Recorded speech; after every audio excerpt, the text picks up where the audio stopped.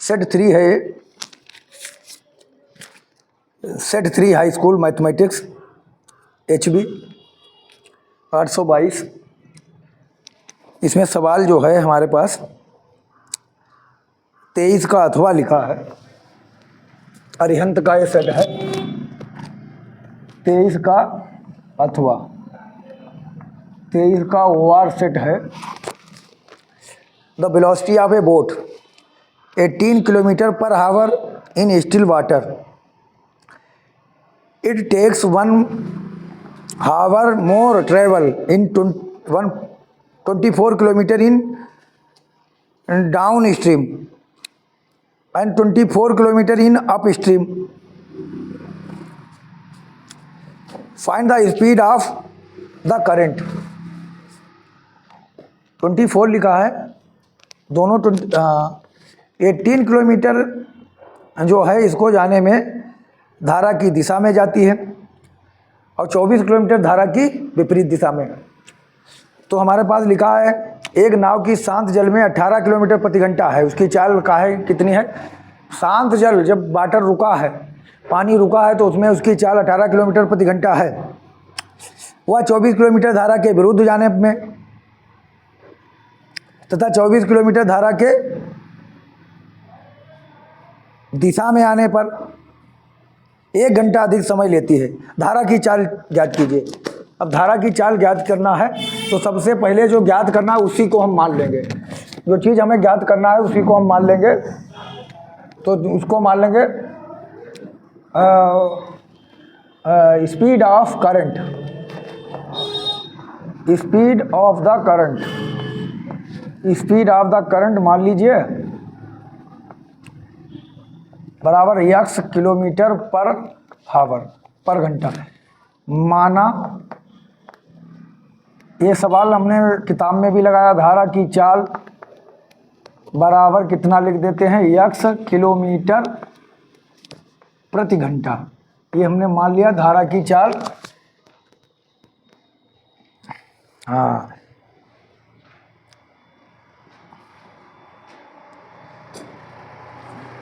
तो अब टाइम हमें लेना है धारा की दिशा में। अगर हम जाएंगे, पहले हमें धारा की किस में जाना है, धारा की विपरीत दिशा में। वह 24 घंटा धारा के विरुद्ध जाने में, 24 घंटा धारा की दिशा में आने पर। तो ध्यान रखिए ये दो चीज़ें मालूम होना चाहिए। धारा की विपरीत दिशा में, ये हमने तुम्हें बताया था, धारा की विपरीत दिशा में चालें जुड़ती हैं। क्या होती हैं? चाल क्या होती हैं? जुड़ती, हमने बताया था। अगर धारा की हमें विपरीत दिशा में जब जाते हैं, हाँ, धारा की विपरीत दिशा में हम जाते हैं तो चाल जुड़ती हैं। हाँ हाँ, और धारा की दिशा में जाते हैं तो चालें घटती हैं।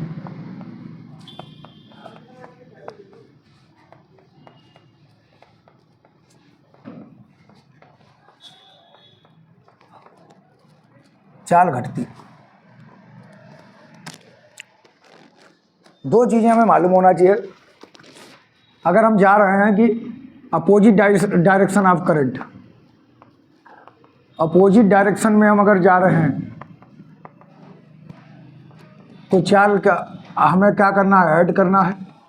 चालों को क्या करना है? Add on the direction of current. अगर डायरेक्शन ऑफ करंट में जाना है, इम्पोर्टेंट सवाल है। अगर करंट की डायरेक्शन में जाना है तो चाल क्या होगी? सबट्रैक्ट करना। धारा की दिशा में हम जब जाएंगे तो चालें जुड़ेंगी। अब ये सवाल मेरे पास है कि एक नाव की शांत जल में 18 किलोमीटर प्रति घंटा की चाल प्रति घंटा है, 24 किलोमीटर धारा के विरुद्ध जाने पर है।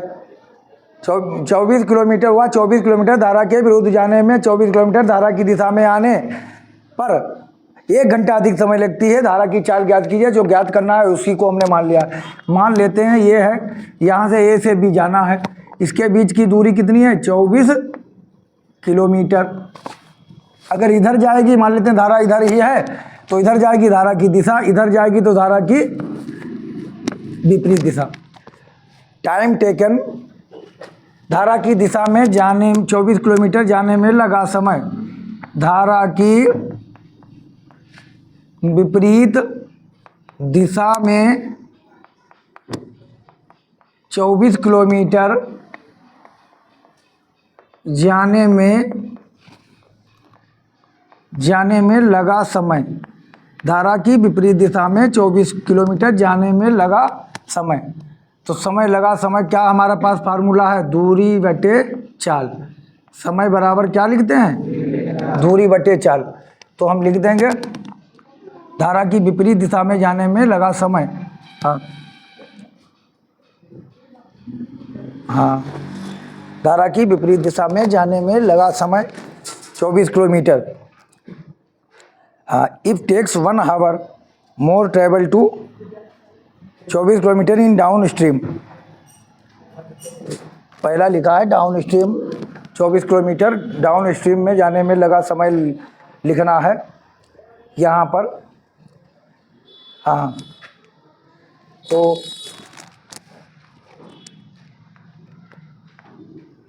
Twenty 24 kilometre in time taken, क्या लिखना है, time taken go to 24 kilometre in downstream.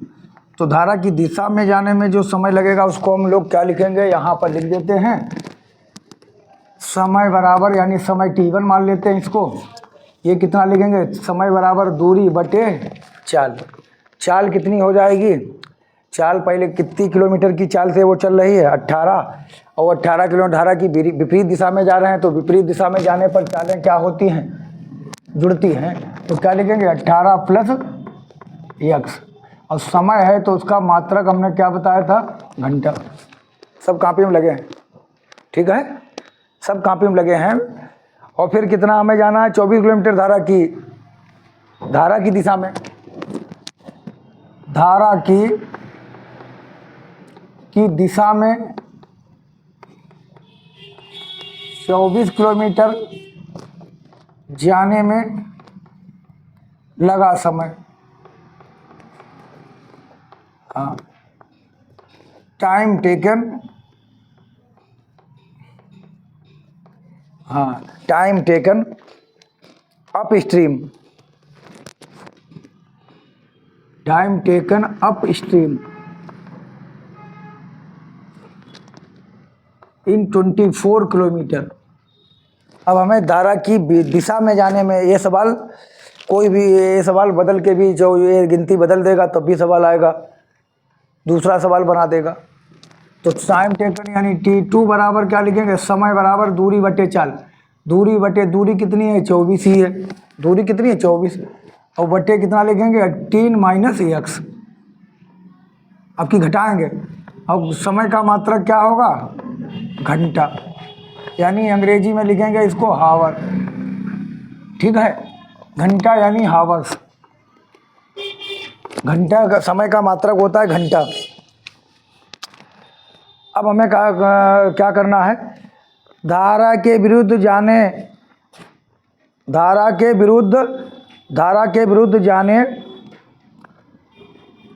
24 kilometre धारा के विरुद्ध जाने और 24 किलोमीटर धारा की दिशा में आने पर 1 घंटा अधिक समय लेती है। यानी विरुद्ध जाने पर 24 किलोमीटर धारा की दिशा में आने पर 1 घंटा अधिक समय हुआ। 24 किलोमीटर धारा के विरुद्ध जाने में और 24 किलोमीटर धारा की दिशा में आने पर 1 घंटा अधिक समय लेती है। तो बताए विरुद्ध धारा के जाएगा तो समय ज़्यादा लेगा कि नहीं। विरुद्ध में अगर कोई हमें धारा करंट ऐसे चल रही है, उसी की दिशा में जाना तो क्या समय ज़्यादा लगेगा, कम, तो तैरते हुए चले जाएंगे। और हमें नाव अपनी चलाना, इधर डायरेक्शन में करंट है उसके उल्टा अगर हम नाव लाएंगे तो हमें अधिक समय लगेगा। तो यानी धारा के विरुद्ध जाने पर समय कितना है, धारा के विरुद्ध जाने पर समय कितना है, T1 बराबर T2 प्लस 1। यानी विरुद्ध जाने पर जो धारा की दिशा में जाने से कितने घंटा अधिक समय लेती है, मोर देन 1 घंटा, मोर देन 1 आवर। यानी T1 बराबर T2 प्लस 1। ये हमारे पास प्रश्न के अनुसार है, ATQ। ये हमारे पास प्रश्न के अनुसार है। धारा के विरुद्ध जाने पर लगा समय बराबर धारा की दिशा में जाने में लगा समय प्लस 1। धारा के विरुद्ध जाने में लगा समय बराबर धारा की दिशा में जाने पर प्लस 1। ये हमने सवाल कॉपी में भी तुम्हारी लगाया, हमने वहाँ पर इम्पोर्टेंट भी लिखा है। हमने कहा ऐसा सवाल तुम्हारे लिए बहुत इम्पोर्टेंट है। हाँ, चाहे ये हम लगा दिए आज हैं, चाहे ये सरल हो तब भी इसको तैयार करो। तो T1 बराबर कॉपी में भी लगा, उसमें शेफाली वाला शायद सवाल है। नहीं हाँ, रेलगाड़ी वाला नहीं भाई, नाम है लड़की का कुछ, शांत जल में इतने रेलगाड़ी वाले तो सवाल हैं ही, और भी हैं। तो नाव की बात हो रही, रेलगाड़ी है ये।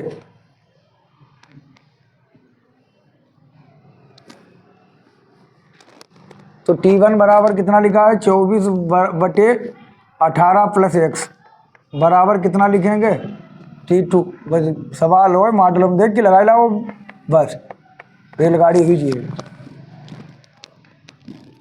ये धारा वाला करंट वाला सवाल है, तो इसको हमें कहीं ऐसे सब लिखना है तभी नंबर पाओगे, ऐसे बढ़िया सर। तुम सोचो सब गायब करके हम ऐसे डायरेक्ट लिख दे, नंबर कट जाइए, हम बता दिए सब बढ़िया लिखिए। कहाँ रहा है आज हमारे स्कूल पेपर चल रहेगा 24/18 प्लस x, 24/18 माइनस x बराबर 1। पक्षांतर कर लिया इसको, इधर हमने कॉमन कर लिया, इधर कॉमन कर लिया है।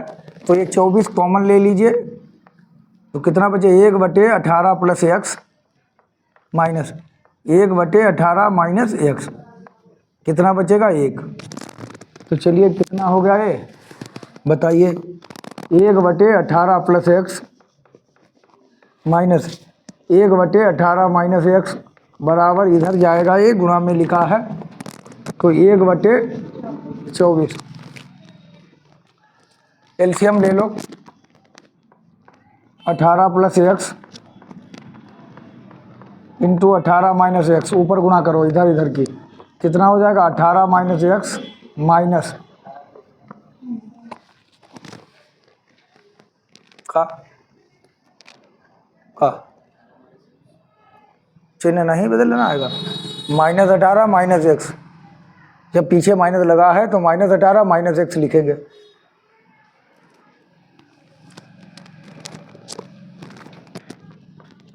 बराबर 1/24।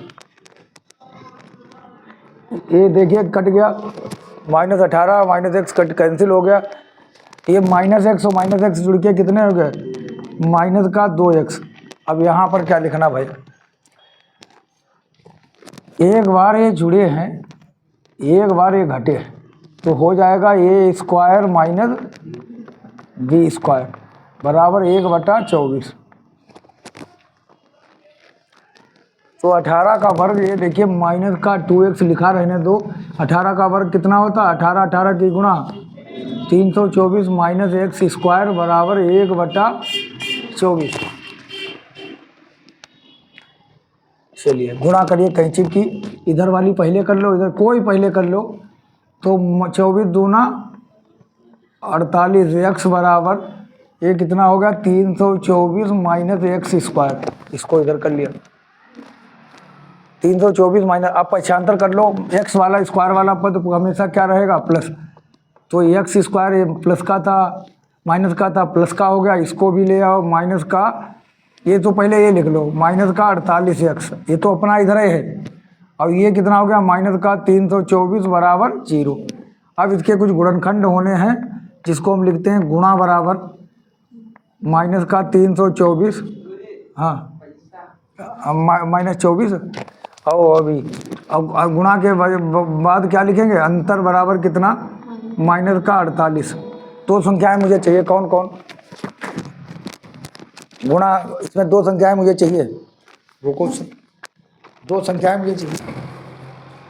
अब देखिए हमें दो संख्याएं चाहिए, कौन कौन, जिनकी गुणा करने पर -324 आए अवंतर करने पर -48 आए। तो ये 54 और 6 जो है इन्होंने बताया, 54 6 चौक 24 के 4, 6 पंचे 30 और 2 32। लेकिन हमने बताया बड़ी संख्या पर कौन सा चिन्ह, ये जो चिन्ह है वही लगेगा। अगला अब हमें चूंकि माइनस कर लेंगे जुड़ जाएगा, तो अगला हमें क्या करना पड़ेगा, प्लस। एक प्लस होगा दूसरा माइनस होगा, तो प्लस माइनस वाले घट जाएंगे। तो 54 में से 6 गया, माइनस का 48, और 54 और 6 की गुणा करेंगे, देखिए माइनस प्लस की गुणा माइनस, 54 6 की गुणा करेंगे आ जाएगा 324। हर सवाल में इसी प्रकार के गुणनखंड हमें करने होते हैं। तो इसी प्रकार जब हमें गुणनखंड करने हैं तो ये साइड में लिख लिया करेंगे, x², देखिए यही अब आएगा माइनस का 54x प्लस का 6x माइनस का 324 बराबर 0। देखिए कॉमन ले लीजिए, तो x कॉमन ले लीजिए, कितना बचेगा, x माइनस का 54 प्लस का 6 कॉमन ले लो, ये अपना साइड में रखना इसे, ठीक है, ये इसे साइड में अपना रखना। 6 कॉमन ले लो तो वो भी कितना बचेगा, 6 से 6 कट गया, x माइनस 6 से भाग करोगे तो कितना आएगा, हमेशा 54। अब x माइनस 54 यहाँ, x माइनस 54 यहाँ, तो x माइनस 54 और ये कितना बच जाएगा, x प्लस 6 बराबर 0। तो x माइनस का 54 बराबर 0, तो x बराबर 54 किलोमीटर प्रति घंटा, और x प्लस 6 बराबर 0, तो x बराबर -6। ये वाला आंसर नहीं होगा क्योंकि चाल कभी ऋणात्मक नहीं होती। ये सवाल बहुत ही इम्पोर्टेंट है, हमने तुम्हारे लिए बताया ये सवाल इतना इम्पोर्टेंट है, कुछ पूछो मत, इस साल आ भी सकता है 2025 में। ये धारा वाला सवाल है, इसका ऋतु सवाल क्या था, ऋतु धारा की विपरीत दिशा में जाती है, धारा की दिशा में ऋतु वाला सवाल है कॉपी में, ऋतु वही उसी पर आधारित है। सवाल में तुम सोचो कि यही आ जाएगा, देखो उसमें ऋतु वाले में कुछ गिनती बदली है और इसमें कुछ गिनती और है। तो अंक बदल सकते हैं, सवाल नहीं बदल सकते हैं, तो सवाल को सीखने की कोशिश करिए, ये ना सोचो यही आएगा। गुणनखंड कैसे भी करने पड़ सकते हैं, ठीक। तो ये तुम्हारा सवाल कंप्लीट हो गया। अब कोशिश करो, विद्या मंदिर वाले वो ऋतु वाला था, यहाँ पर सवाल बदल दिया है, नोट करिए, फिर हम आगे दूसरा सवाल और लगाए, कल से अलग चालू करते हैं। नोट करो, लिखने की कोशिश। देखिए इसमें लेट मी करेक्ट इट, ये जो हमने लिखा है धारा की विपरीत दिशा में चाल जुड़ती है, तो यहाँ पर हम लिख देंगे क्या, घटती है, ठीक है। और यहाँ पर घटती है लिखा, वहाँ पर क्या लिखेंगे, जुड़ती है। अगर सवाल में कोई दिक्कत हो गई इसके जिम्मेदार तुम हुई हो। हाँ, चाल इसमें अगर धारा की दिशा में जाएंगे तो चाल जुड़ेगी है, ठीक है। धारा की क्या बोल रहे हो, है आंसर नहीं मिला था उसका, है आंसर आया नहीं था भाई। चलिए, धारा की विपरीत दिशा में 24 किलोमीटर जाने पर लगा समय, तो कितना लिखेंगे भाई, 24/18 माइनस x, ठीक है।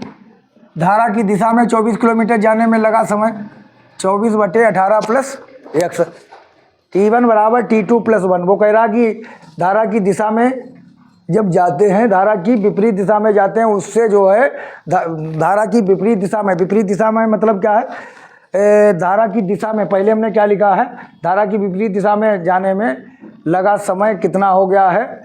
धारा की विपरीत दिशा में देखिए धारा जा रही, उसकी विपरीत दिशा में आओगे समय ज़्यादा लगेगा, उसी की दिशा में जाओगे समय कम लगेगा। तो हमने क्या लिखा है, धारा की विपरीत दिशा में जाने में लगा समय, तो T2 लिखें यहाँ, है T1 बराबर T2 प्लस 1।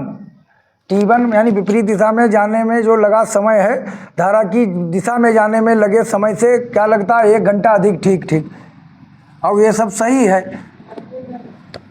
या इनमें चिन्ह में चेंज करना है बच्चों।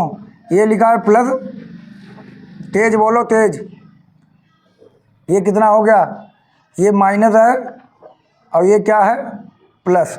चलिए, ये माइनस है पहला वाला, ये क्या है, प्लस।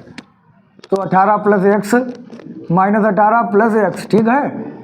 अब देखिए कितना हो गया भैया, अब काउंट कटेगा, 18 कट गया, x ये माइनस की जगह कितना आ जाएगा, x 2x, ये कितना आ गया 2x। तो ये 2x आ गया है कितना भाई, ये 48, ये प्लस का 48, ये कितना होगा प्लस का 48, प्लस का 48 हो गया 324 गुणा बराबर माइनस 324 गुणा माइनस किया, अंतर बराबर कितना है माइनस 48 नहीं प्लस 48। अब संख्याएं हमें चाहिए और हैं, बताइए कितना आंसर है भाई? आंसर, अरे आंसर इसमें कितना है? 6। तो कौन कौन संख्याएं हमें चाहिए? 54 और 6। बड़ी वाली संख्या पर कौन सा चिन्ह लिखेंगे? प्लस। छोटी वाली पर कौन लिखेंगे? माइनस। तो एक्स स्क्वायर प्लस का एक, अच्छा माइनस है प्लस का, और ये काहे का हो गया माइनस का, बस और कुछ नहीं। तो एक्स कॉमन लिए, एक्स प्लस 54 माइनस 6 कॉमन लीजिए, एक्स माइनस का सॉरी एक्स प्लस का 54 बराबर 0। तो एक्स प्लस 54 और ये लिख दिया एक्स माइनस 6 बराबर 0। तो एक्स प्लस 54 बराबर 0, तो एक्स बराबर माइनस का 54, ठीक है, ये हो गया। अब ये तो चाल कभी ऋणात्मक नहीं होती, ये नहीं लेंगे। एक्स माइनस 6 बराबर 0, तो एक्स बराबर 6 किलोमीटर प्रति घंटा। एक बात ध्यान रखना है, हमारे गांव लड़का आ गया कि नहीं अभी? अभी वो, अच्छा अभी उनका छुट्टी देर में हुआ क्या? कितनी देर में? अच्छा ठीक, 3:30। तो धारा की दिशा में, धारा की चाल हमने जो निकालना है वही मान ली है एक्स। धारा की विपरीत दिशा में जाने पर पानी इधर बह रहा है और तुम्हें इधर आना है, तो इसका मतलब चालें हम क्या करेंगे? चालें जुड़ती हैं। चाल जोड़ लीजिए, कितनी करिए? चाल जोड़ लीजिए, 18 थी और एक्स में जोड़ दो, 18 प्लस एक्स, चालें जुड़ती हैं। धारा की विपरीत दिशा में जाने पर, वो धारा की दिशा में जाने पर जैसे पानी इधर ही बह रहा है, उधर ही हमें जाना है, तो उसी की दिशा में जा रहे हैं, in the direction of current. तो हमें चालें क्या होती हैं? चालें इसमें जुड़ती हैं। पहले वाले में चालें घटती हैं, तो पहले वाले में चालें घटती हैं, तो पहले वाले में हमने चालें घटा के लिखी, देखिए 18 माइनस एक्स। दूसरे वाले में चालें जुड़ती हैं, तो हमने कितना लिख दिया? 18 प्लस एक्स। ये थोड़ा करेक्शन रहा है, कर दिया तुमने, और सवाल सही आ गया, तो आंसर आ गया। T1 की जगह प्लस एक्स है, अच्छा वेरी गुड भैया, बहुत सही, करेक्ट, इसको भी कर लीजिए। और यहाँ पर यहाँ T2 वाला वेरी गुड, ये 18 प्लस एक्स। और कोई दिक्कत बेटा? ये कितना 18 माइनस एक्स, ये तो 18 माइनस एक्स है, और इधर क्या कर लें? इसको कर लें 18 प्लस एक्स। क्या हो गया यार?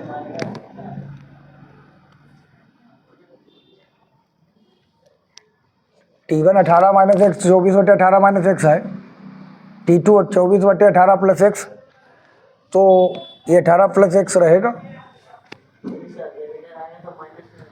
कौन सा?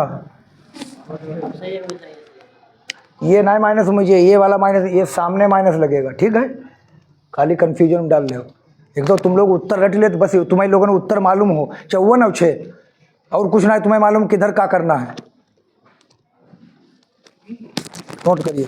चलिए अगला सवाल है 24। ये भी हमने सवाल कॉपी में बिल्कुल यही सवाल लगाया। एक पेडेस्टल के शिखर पर 1.6 मीटर ऊंची मूर्ति लगी है। ये तुम्हारी कॉपी का ही सवाल बिल्कुल। भूमि के एक बिंदु से मूर्ति के शिखर का उन्नयन कोण 60 अंश। ये कॉपी में आप लगा लें तो बहुत बढ़िया।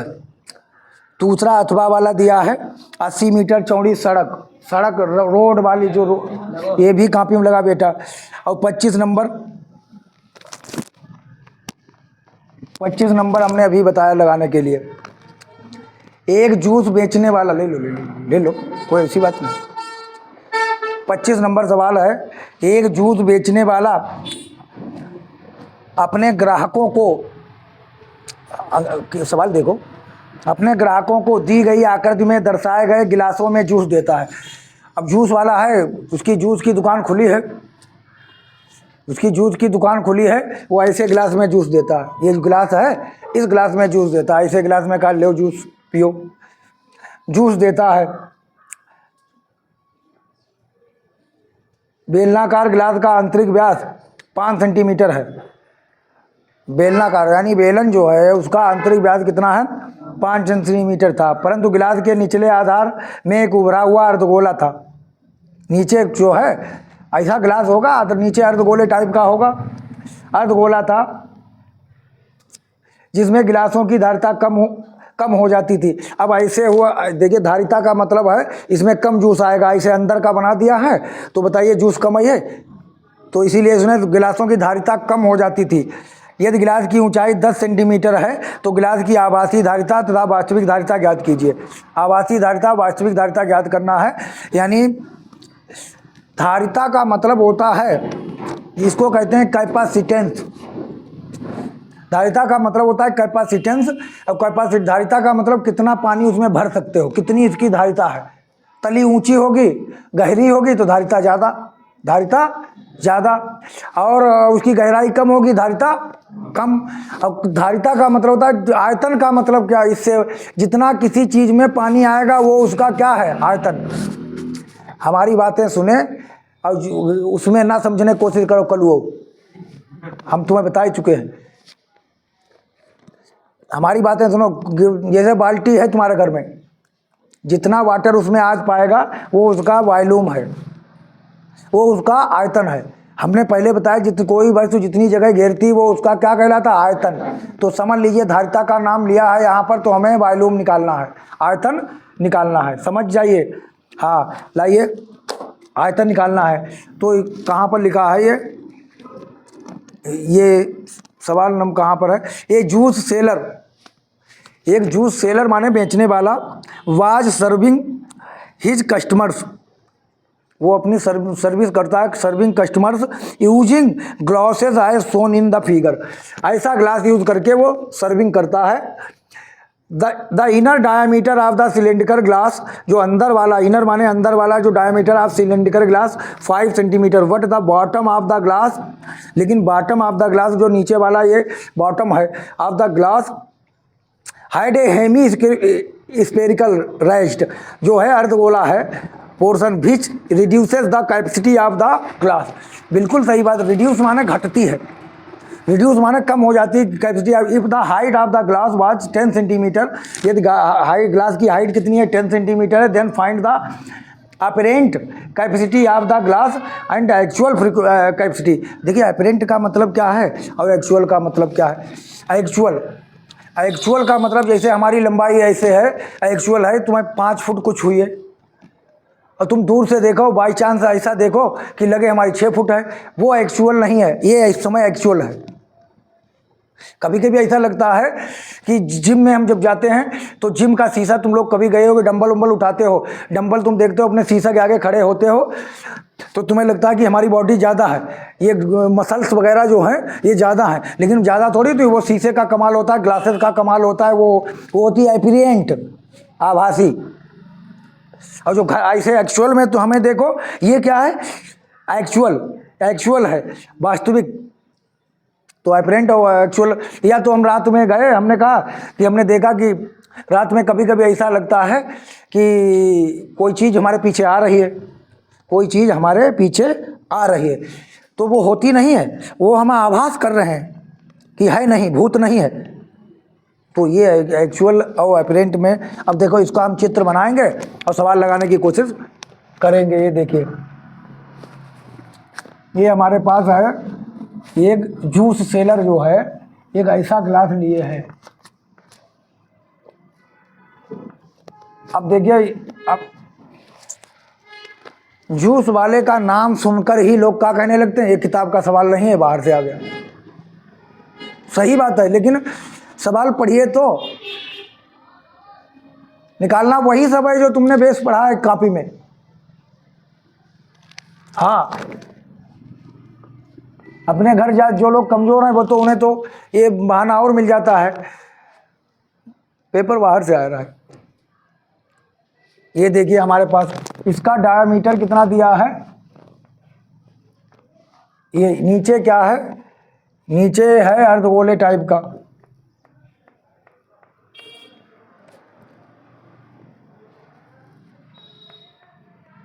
ये अर्धगोले का आकार का है कोई।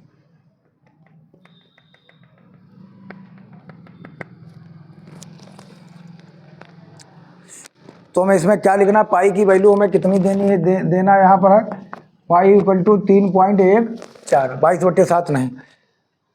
तो पूरे इसके सिलेंडर की डायमीटर जो है वो कितना है 5, इसकी ऊंचाई कितनी है 10, ठीक है 10 सेंटीमीटर इसकी ऊंचाई है, 10 सेंटीमीटर इसकी ऊंचाई है। अब हम बताओ क्या करें। पहले हमें क्या निकालना है, डायमीटर ऑफ सिलेंडर। बेलन सिलेंडर क्या नाम होता है, बेलन का व्यास बराबर, बेलन का व्यास बराबर 5 सेंटीमीटर। अब बेलन का व्यास दिया है 5 सेंटीमीटर, तो diameter of cylinder, diameter of cylinder, diameter of cylinder कितना है 5 सेंटीमीटर। अब डायमीटर दिया है, डायमीटर दिया है, हमें त्रिज्या चाहिए, बेलन की त्रिज्या, बेलन की त्रिज्या निकाल लो। तो हमें डायमीटर से नहीं मतलब, हमें काहे से मतलब होता है, त्रिज्या से मतलब होता है। ये हमने 5/2 ये लिख दिया है सेंटीमीटर। 5/2 को हम लोग 5 के आधे को क्या कह सकते हैं 2.5 सेंटीमीटर, ठीक है। रेडियस ऑफ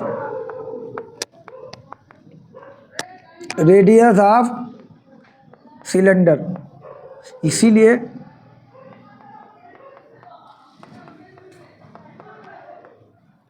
हम जहाँ भी जाते हैं, जो लोग हमें मिलते हैं, हम अपने में हम उनसे यही राय देते हैं, पढ़ो भैया पढ़ो। पढ़ना बहुत ज़रूरी है। पढ़ाई ये सब कुछ बंटवारा है, लेकिन इसका कोई बंटवारा नहीं। यही हम राय देते हैं सबको, लेकिन समझे में नहीं बात आओ। बेलन की ऊंचाई,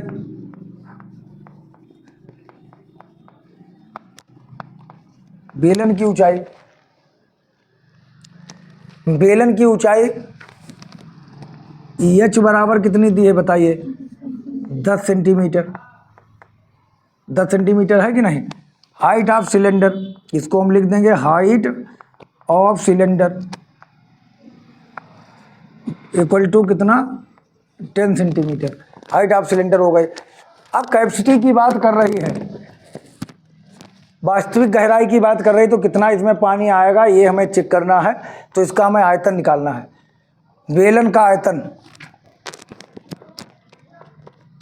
आयतन ही निकालना है, बेलन का आयतन हमें लिखना है। तो बेलन का आयतन कितना, वॉल्यूम ऑफ सिलेंडर,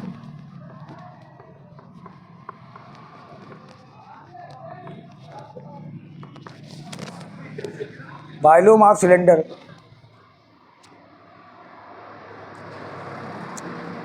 बताइए क्या है बेलन का आयतन। अभी हमने तुम्हें बताया था अनसाल्ड में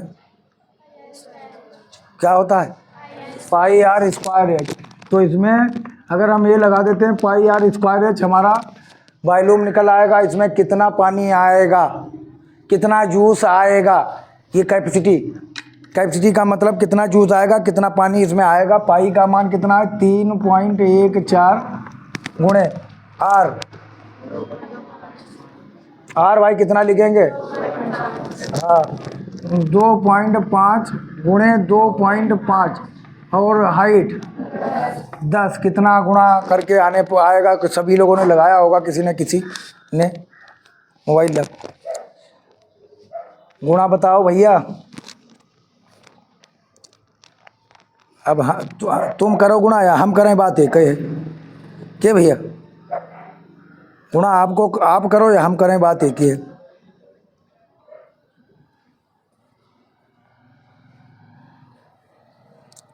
तुम करो या हम करें, हम करेंगे तो आएगा 196.25 सेंटीमीटर क्यूब है, सही है 196 पॉइंट, कर लो भैया गुणा कर लो मोबाइल से यार, किसी के पास नहीं तो गड़बड़ हो जाए। मोबाइल नहीं है क्या, सही है, तुम तो लगाया है कि नहीं, लगी है, कहाँ लगी है ना, सही कैसे इतनी बड़ी गुणा है।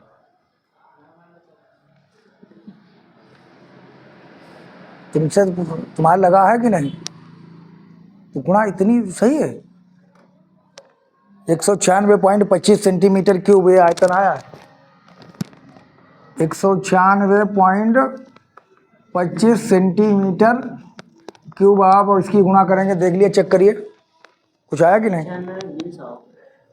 आगे वाला वहीं 196.20 सही बता भैया।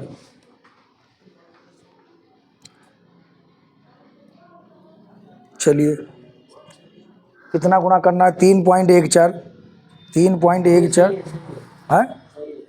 अब देखिए अब हमें क्या किसका लिखना है। अब इसमें अर्धगोले का है, नीचे क्या है अर्धगोला, तो नीचे है अर्धगोले का आयतन हम लिख देंगे।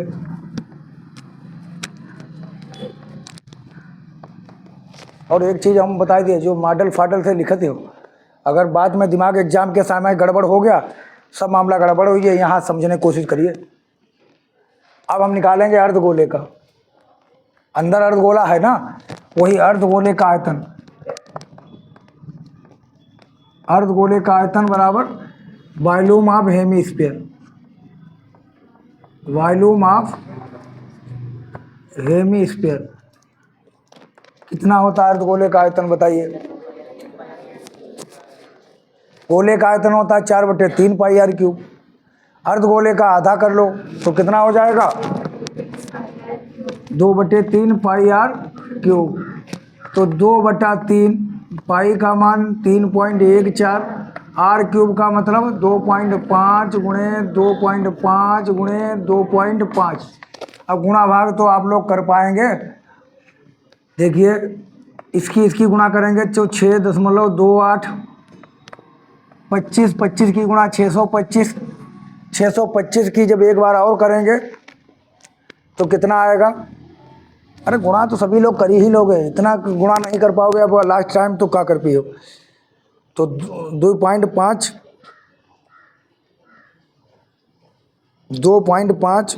गुणे 2.5 गुणे 2.5 15.625 15.625। इनकी 3 बार गुणा करेंगे, बट्टे में कितना लिखा 3।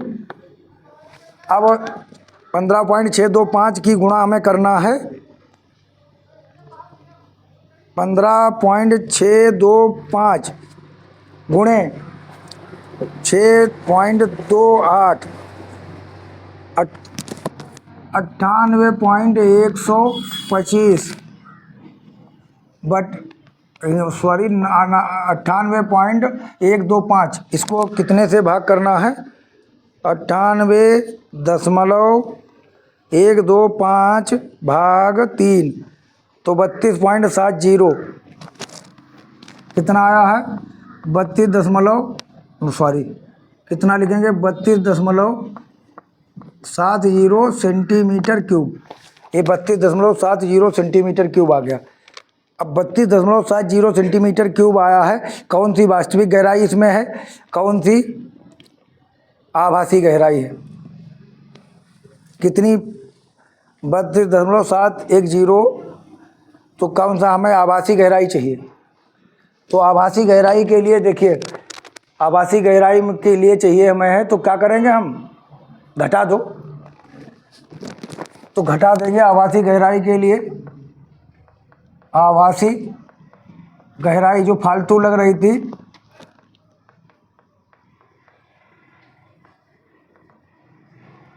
आभासी क्या आभासी धारिता, आभासी धारिता। इस घटाना ना सीखो, घटा तो दोगे, लेकिन ये बात सोचो कि पहले देखिए गिलास इतना हम पूरा निकाल लिए, पूरा निकाल लिया आयतन यहाँ तक, फिर उसमें से एक काहे का है सिलेंडर का है, वो सॉरी हेमीस्फीयर का, ये घटा देंगे तो हमें क्या मिल जाएगी वास्तविक गहराई। क्या निकल जाएगी, जितना पानी उसमें जितना जूस आएगा वही हमें मिल जाएगा एक्चुअल।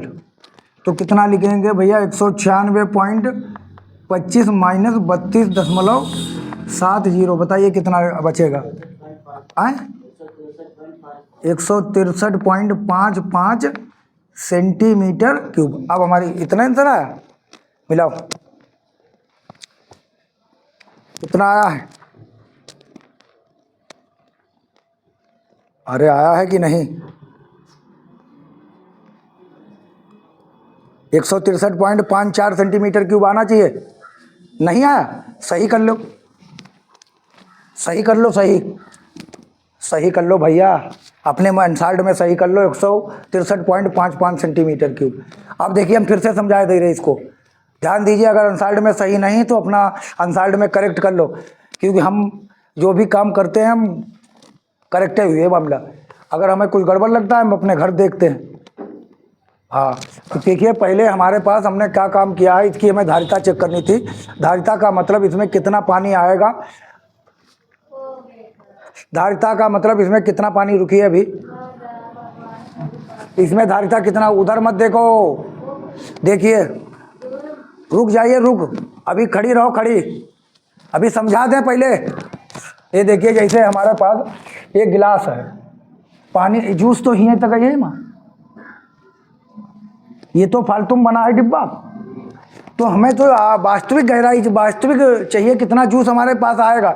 वो चाहे जितना सजावट का बना हो, अब टेढ़ा बेढ़ा हुई वहाँ पर जूस थोड़ी इकट्ठा होगा। तो पहले हमने पूरे का निकाल लिया, पूरे का निकाल लिया, तो हमने क्या निकाल लिया, वेलन का आयतन, उसमें ये भी शामिल हो गया। लेकिन यहाँ पर तो जूस आता नहीं था, पूरे का हमने निकाल दिया है वेलन का आयतन, यहाँ तक जूस निकाल लिया, यहाँ तो जूस आएगा नहीं, ये तो ऊपर का है तो खाली उठा रही है यहाँ पर जूस, तो इसको फिर हमने निकाल लिया। इसको हमने निकाला अर्धगोले का आयतन, ये अर्धगोले का जब निकाला यही गड़बड़ कर रहा था, यहीं पर जूस आता नहीं था, यहीं पर जूस आता नहीं था, यहीं पर जूस आता नहीं था, यहीं पर जूस आता नहीं था, ये जूस यही यहाँ पर का जूस आएगा का, वो तो उठा है वहाँ पर। तो इसको माइनस कर दीजिए, तुम्हें वास्तविक गहराई, वास्तविक आयतन कैपेसिटी पता चल जाएगी कितना जूस तुम पी के आए हो। समझ में बात आई कि नहीं? तो ये इतना हटाना है, इतना पोर्शन हटाना, यहाँ पर कोई जूस नहीं है, यहाँ पर जूस इतने में है, इतनी एरिया में जूस है, ये सब एरिया है, इसमें जूस आएगा। गिलास चाहे कितना भी लंबा बना हो, लेकिन ये तो नीचे से उठा है, तो यहाँ पर तो कोई जूस है ही नहीं, तो इसको हटाना पड़ेगा, तो हमें वास्तविक धारिता पता चलेगी कि इतना हमने जूस पी के आए हैं। तो बात समझ में आया? पहले ये टोटल निकाल लो, फिर इसमें से अर्धगोले वाला क्या कर दो, माइनस का कर दो। अगर आंसर नहीं आता तो उसको करेक्ट कर दीजिए। Thank you.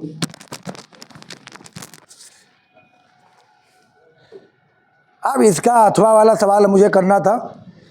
क्या नाम है? अथवा। इसी 30 का अथवा आज सेट खत्म कर देता हूँ। 25 का अथवा, 25 का ही अथवा सवाल हमारे पास OR क्वेश्चन है। रसीद नाम हो हमारे बिरादर को, ससुर भाई से। रसीद को अपने जन्मदिन उपहार में के रूप में एक लट्टू मिला। अच्छा, रसीद लट्टू मिला जिस पर रंग नहीं किया गया था।